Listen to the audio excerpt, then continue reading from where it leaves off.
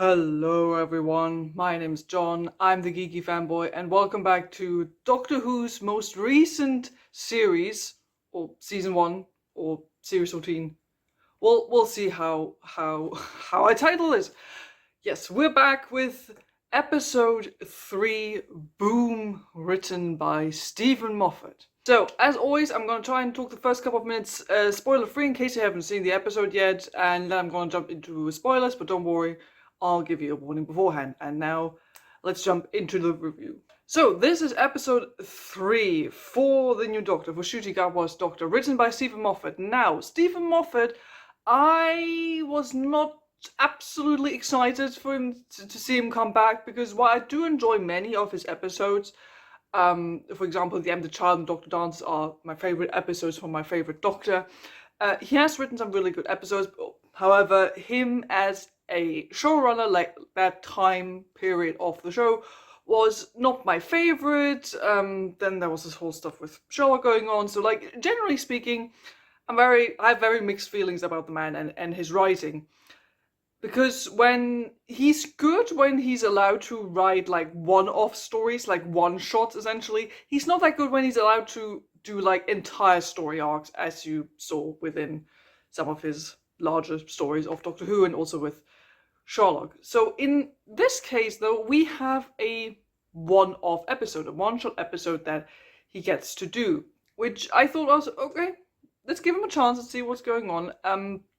My issue with this is that it sort of feeds into this ongoing theme with this new series that is like retreading old ground. So we have Russell T Davies back, we got the old production team back, Maury Gold is back, we're redoing a lot of like plot beats and character beats from series 1 and also series 2 and 3 and 4 from the RTD era, which I already mentioned in the previous reviews. I'm not the biggest fan of them. They're sort of like retreading old ground a bit too much.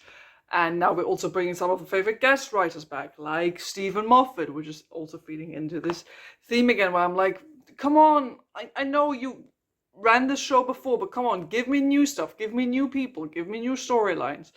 So I'm sort of still hoping that when slowly moving away from that this new, most recent series is retreading old ground. I hope we're sort of moving away from that.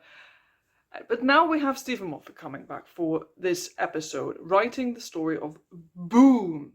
Now, I have very unclear feelings about this episode, which is probably why this is going to be mostly just like a rambly kind of review, because I think this is the type of episode, generally speaking, that you have to rewatch at some point to like fully get all the plot beats, the stories, and all the character beats of every single scene throughout this episode.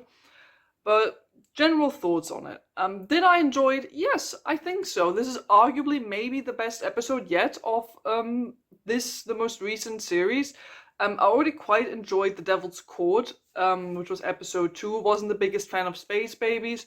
And now we have Boom, which I think has a general premise that I enjoy a lot in Doctor Who, which is basically, it's a very simple, easy to understand setup, almost like a bottle episode, only one location, there's one major thing that's happening, and everything that has to do with that one, with this one incident, everything revolves around it. The entire theme, the character development, the plot beats, it all revolves around this one thing. It's simple to understand. It's a simple concept or a simple setup that it explores more complex issues in the background. That is something I enjoy a lot about sci-fi in general, but also especially about Doctor Who. And this is a premise I think they adapted well in this episode. So it's just about the Doctor and Ruby landing on this new planet sometime in the future, and while they're out exploring, the Doctor steps on a landmine in a crater, and that's it. That's where we spend the entire episode, just the Doctor standing on a landmine in a crater, trying not to set it off, because if he sets it off with, you know, his weird biology being what it is and the landmine being what it is, basically almost the entire planet could go kaboom. So that's a relatively easy to understand concept. But of course, then it is used to explore deeper and more complex theme later down the road. So we have this general premise of the Doctor standing on a landmine, which takes place on a planet which is ravaged by war. We have this colony of humans, or human soldiers, which are part of the Anglican Church, which I think we have heard of or met previously in the Matt Smith era, maybe? I'm not sure, but there was something familiar about it. So, and they are fighting an unknown species on this planet. So we have this whole war thing going on in the background while the Doctor has to deal with this whole landmine thing.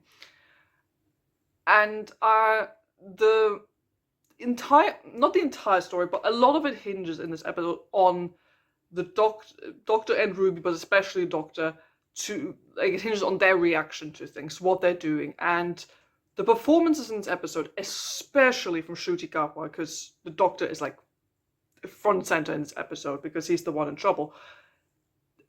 Great performance from Ncuti Gatwa in this episode. Like, honestly, considering that he had a very limited amount of resources, like acting resources that he could use, because he could only stand in this mostly one position and not move his hands, not move his legs, not even move his head. It all just basically happens in in his facial expressions and in his voice. Those are the two major things he can use in this episode, and he delivers brilliantly. Like, there are so many different kinds of emotions the Doctor goes through here. Like, he laughs, he cries, he shouts, he's angry. We got all of that in this episode, and Ncuti Gatwa is so good at delivering each of those lines, where they all hit just as they should. And I love how this Doctor is really allowing himself to be emotional, to be open with his feelings, because as we know, that was sort of an issue with the 14th Doctor, and then he basically had therapy while having some time off, and now you can really tell that this Doctor now, Ncuti Gatwa's Doctor, is really more open about his feelings. He's not shying away from showing that he's worried, that he's angsty, that he is terrified of what might happen. Like, I really like that also you just see him cry when he's overcome with feelings, and you even have snot running down his nose, and it's sort of ugly but in a good way, and I like that. Ncuti Gatwa really knocks it out of the park with this performance. And Mel Gibson doesn't have that many highlights in this episode, but I still think she does a good job. I still like Ruby. I'm still sort of personally waiting for that one moment that really makes me love her as a companion. But still, overall, I think she works. I really do love her chemistry with Ncuti Gatwa's Doctor still. I think that those two work with each other very, very well. Especially also in this episode where they sort of have to help each other out with, the Doctor standing on the landmine and Ruby sort of kind of having to help him out there with how he can deal with this. That worked really, really well now. And I really like seeing these two play off of each other. I think it works really, really well. And we also have a couple of guest actors in this episode who, for the most part, I think do a good job. I'm going to come back to some of the characters in a minute. But I think overall the performances of the guest characters were alright. The kid, there's a young girl in this episode. We're going to come back to that character in a minute. She was a bit off, I think, compared to the other performances and to the character writing. She felt a bit irritated. But apart from that, I thought it was alright, and even some of the characters who you think in the beginning might not be as important actually do become important later on. I quite liked seeing that. And we also have, I don't remember the actor's name, but we have the actor who plays the main soldier who goes to see what's up with the Doctor, and that actor will play, I think, the new companion or next companion in the next series. And it'll be interesting to see how they address this. The actor does a brilliant job. I think they're really bringing they're bringing good energy to the role in this episode. And going from what we get in this episode, I would be excited to see what that actor is going to do in their next appearance in the next series. However, it would just be interesting to see if it's going to be the same character that they played in this episode. Is it going to be Martha case where we had the actress before in another episode and then they say, oh, it's my cousin who died? We'll see. So just generally speaking, performances overall good, especially Shuji Gaba, great in this episode. The character work, I think in general, I already mentioned it, Doctor, fun, I think best performance, best sort of character writing we've seen for this Doctor so far, really sort of explores his character, some of his aspects that we maybe haven't seen, but also going into some areas that we have seen already from this Doctor. Great chemistry with Ruby, I thought. Ruby, I think in this shows that she is sort of like a mixture of, I don't know, like Rose and Amy, and definitely a bit of Clara in there as well, like so a bit more feisty, like the speaks her mind whenever she wants, it also goes against the Doctor if she needs to. Has some of her own hero moments where even if the Doctor says no, don't do this, like she just will do it anyway. Personally, for me, there were one or two moments in there where I was like, she's going a bit bad from me, a bit hard, but she's going a bit in there too much. But still, it's not annoying in any way. That's just more of a personal thing, for me. But yeah, Ruby, Doctor, was fun seeing them in this episode. Now some of the secondary characters, we have like this one female soldier who's coming in to see what's happening with the Doctor and sort of explain some of the background history stuff, the war, which planet they're on, what's going on there. And I like that we get we do get like a little character arc for this person throughout the episode where, they're very much set on this one opinion since, they come from the war and they're soldiers and they have their rules and their ideals. And then you sort of see her working through some stuff throughout the episode, which was fun. Then we have her friend. She's like another soldier, a man who honestly is sort of a nothing character, like without giving spoilers, but he doesn't really get that much to do. He's basically in there for like one important plot thing, and that's sort of it. Like, I honestly thought that wasn't really necessary. It really just felt like, oh, we need this one character so this one thing would happen and that's it. Yeah, I don't know, there's not really much you can say about him. And then there is a little girl as well, who the female soldier sort of takes care of, because the kid is like a child of a friend of hers, basically. And this kid is...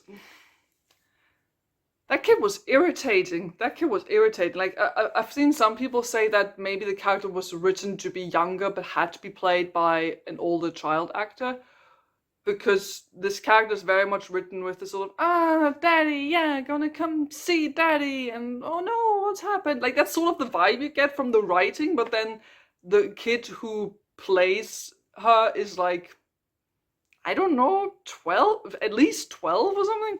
Like, definitely older than what you get from the writing, I thought. So it felt a little odd seeing her there, how she delivered those lines. Like, there's some concepts in this where you think, how does she not understand what's going on? And because she clearly looks like she would be old enough to get this, but she doesn't. And it doesn't really get explained within the writing why she behaves that way. You could argue it is because she's part of the same religion, because she's religious, which explains some of the elements, but it still felt irritating throughout most of the episode. And also her character in general, again, without spoiling too much, feels a little bit pointless to a certain degree, because she comes in, is kind of annoying, to be honest, because she's written to be younger than what she appears to be, and she doesn't seem to understand some of the concepts that are happening, and you're sort of irritated by her in the beginning. Then she just occasionally pops up with this very childish attitude towards things that definitely sort of irritate you as you watch it for the first time. But then also for large parts of the episode, it's almost like she doesn't exist, like she's not in the scene at all, even though it's only this one location. So yeah, I don't know, it just felt like the writing sometimes forgot a bit that she was there. But overall, I think the balance for the characters is good. And in terms of, like, the writing, the story, and the themes, pretty good. Like, I really like the themes this episode is exploring. I'm gonna talk a bit more about it when I go into spoilers, but I honestly appreciate the themes that were being addressed in this episode, and that it was sort of like in your face, but it is the kind of episode that can do that, because it has a limited set. It's a almost like a bottle episode, and the entire premise or the entire inciting incident of the episode is the theme. Like, it's all about that from the get-go. And even though you can sort of tell early on what this episode is hinging towards, I think it doesn't hinder your viewing experience, because you can already explore, like, by yourself, sort of the implications of what this episode is trying to tell you. And I think there's some good, strong delivery in this on certain themes. Like, it really doesn't, like, it doesn't shy back from just directly telling, this is the issue, this is what we're talking about, and this is the bad thing. This is what's wrong. Like, the episode really points a finger at it, but without it feeling like too pedantic in a way, like because Doctor Who in past episodes had this problem of it felt like the Doctor suddenly at some point or towards the end of the episode, like, turns their head towards the camera and then tells you that it's a bad thing, that's what you should not do. Like, sometimes this happens with Doctor Who, but in this episode it didn't feel like that. Like, honestly, it wasn't subtle. It wasn't subtle in any way, shape, or form, but it honestly felt like it felt like it was a natural part of the episode. Like, the themes it was exploring surrounding, war and capitalism, who benefits from warfare, also healthcare and all that. Like, those themes, I think, were really interesting, get addressed in a very thoughtful and interesting way. And I honestly think, like, some of the themes become even more interesting or more evident if you watch this episode a second or a third time. So I think overall I had a good time with this episode. I'm still feeling a little bit not confused, but irritated, I don't know, about some things or some plot beats or character beats throughout the episode. But like I said in the beginning, I think this is an episode that warrants a second or third viewing. But overall, I think I had a good time with this.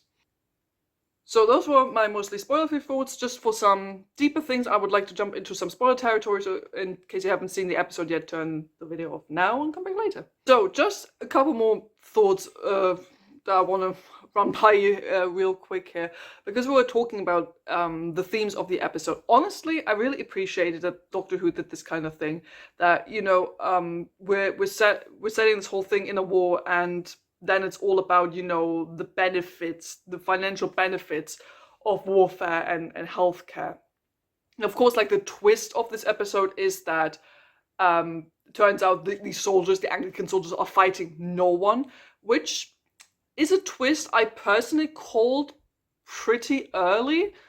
However, in this case, it didn't really bother me, because the episode, while it did try to play it a little bit as a, ooh, this is what's happening, the writing wasn't trying to be like, whoa, mind blown, you hadn't thought about that at all. The episode doesn't try to do that, which I appreciate. And I honestly think if you catch this twist early on, it doesn't hinder your viewing experience, because it already sort of gives you an idea of what is going to happen, already gives you a good, like, sort of mindset that you have in the back of your mind while you're watching the rest of the episode. Like, it gives you almost like sort of context, I think, and you're just sort of waiting for the characters to catch up to this moment, because to them, of course, it's a very different context, especially to the soldiers, and you're just sort of waiting for them to catch up to that moment, and for them to have all those realizations sort of breaking down on them. Like, I don't think that's that big of a problem that you can call this twist pretty early on, because the themes of this episode are so fascinating that it says, well, we're not just talking about war bad, we're not just talking about capitalism bad, because Doctor Who has obviously done this before, and I think it's a message a lot of people understand and agree with. But it's also specifically just saying who profits off of these kinds of situations, and what kinds of profits are being made. And it's specifically going against this idea of, that some people profit off of bad times. If people are doing badly, if there is war, if there's a pandemic, if there's natural disaster, if there's a crisis, some people, some companies will do better. They will financially benefit from this.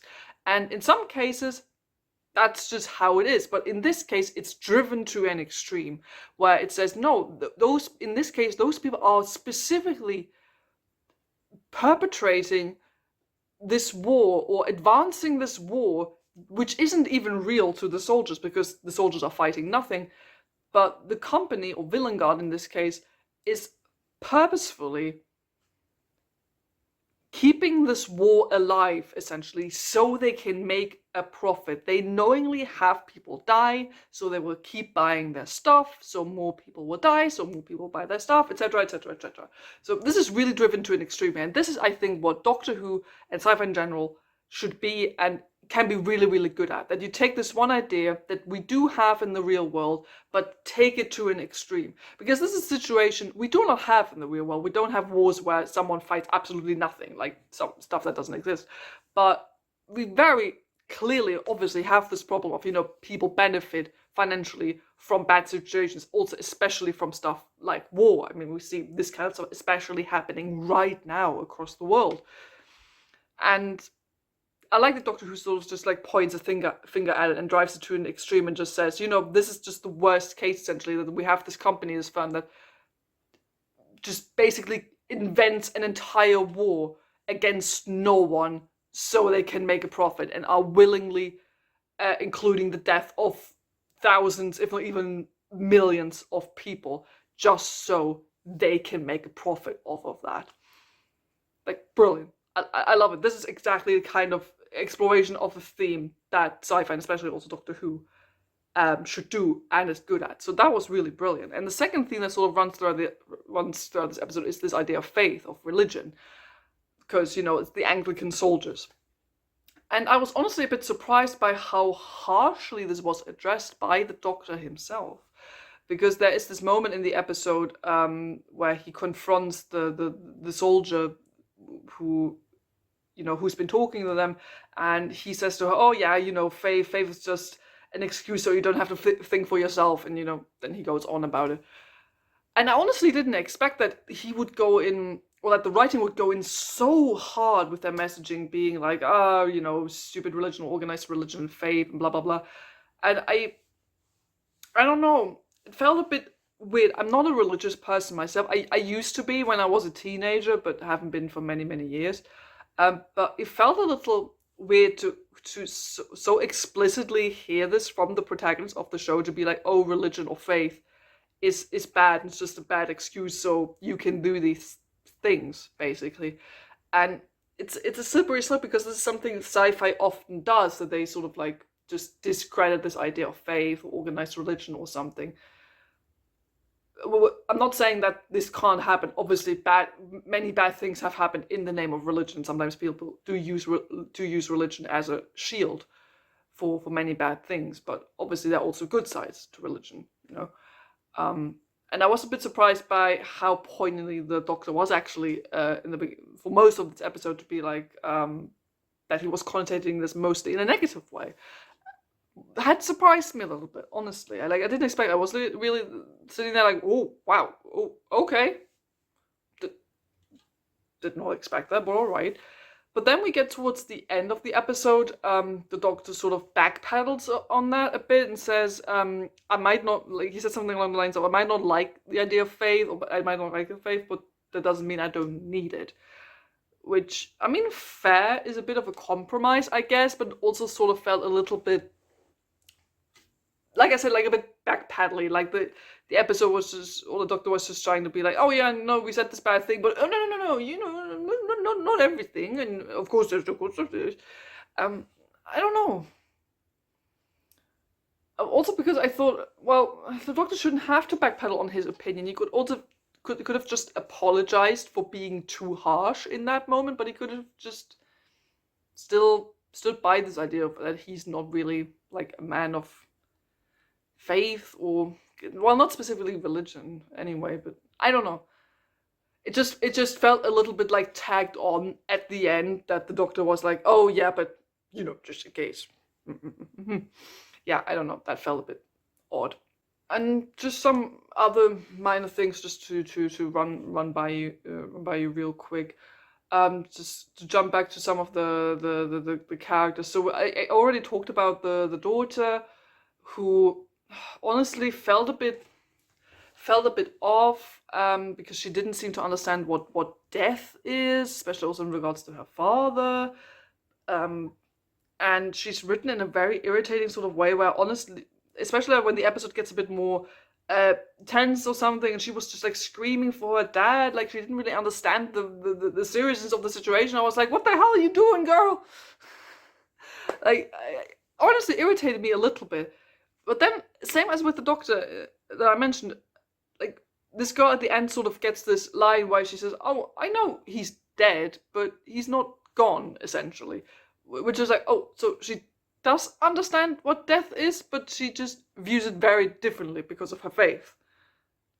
Again, the sort of like, you could call it backpedaling to be like, oh, no, this is sort of like a quick explanation of why she was being that way earlier in the episode. Which, fair, works, I guess, feels a little bit tagged on in my personal opinion, but I guess this is one of those things where you could just go back on the second viewing and see this character or her scenes through a different lens where it would make sense. But right up until that moment when you watch it for the first time, you're sort of a little bit irritated right up until she says, oh no, I do understand that he's dead, I just see this differently. And that's sort of a weird feeling that maybe goes away if I watch this for a second time. I don't know. Because I do like her father, like his character Vater, which is spelled like the German word for father. I'm assuming that's on purpose. That would be like a neat little, I don't know, Easter egg. I don't know. I just noticed it. I thought it was a neat little thing. So yeah, Vater, who's blind at the beginning of this episode before he gets killed by the health ambulance robot, essentially. I did not expect that we would see him come back. Like, it just felt a little bit like another red shirt, but I was surprised that he actually came back, even though it was first a very unsettling flesh tube, but then no, we do get him as this hologram. I do like how the actor is sort of able to how he was able to hit this like right mix between it's a mostly emotionless hologram, but also still a impression of the dad when he was alive. So there's like a good mix between these like two personality traits, essentially. And I didn't really expect that he was essentially going to help save the day by the end of it because of the love of his daughter, that he was going to infiltrate the system like of Villain Guard and going into the healthcare robot essentially and reboot the system and all that. That was like a nice little surprise to have there.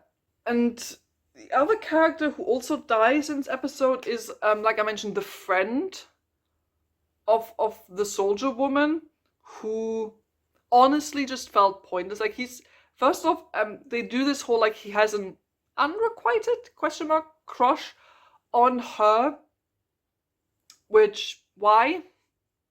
Can't just men and women have close friendships or something? Why did it have to be like an unrequited crush thing? It just felt very redundant and weird. Well, not weird, but unnecessary. I don't know. I didn't get why they had to do that. And then he's really just there, so there's a reason for Ruby to get shot, like, because he doesn't do anything else throughout the episode. He's just there so he can turn up, see that Ruby seemingly threatens his friend, and then he shoots Ruby. That's literally all he does that's important to this episode, and then he dies. It felt honestly pointless. Like there wasn't a better way to sort of come up with why Ruby gets hurt or gets shot or whatever. And then she's out of commission. That's literally like the only reason why that male soldier guy was there, which felt stupid. Honestly, I didn't quite get his character. And then, of course, Ruby is out of commission for large parts of the episode, unfortunately.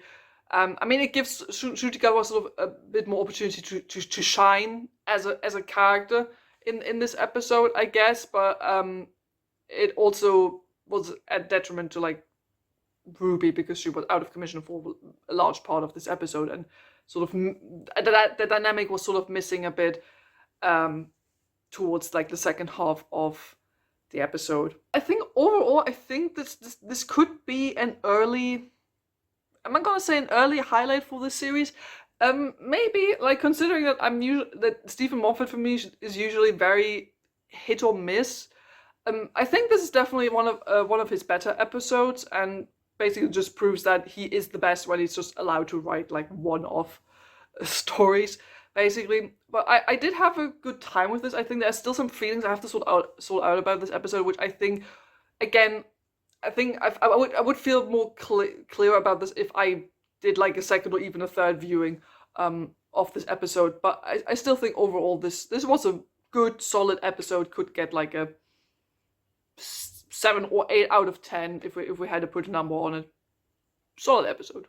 So that's it for this Doctor Who review, episode 3. Boom. What did you think of this episode? Please do tell me down in the comments below what your thoughts are on this episode or this entire new series as a whole. As always, I would love to hear from you, so put something down in the comments below. Thank you so much for watching. Don't forget to like and subscribe if you haven't done it already, and I'll see all of you very soon. Goodbye.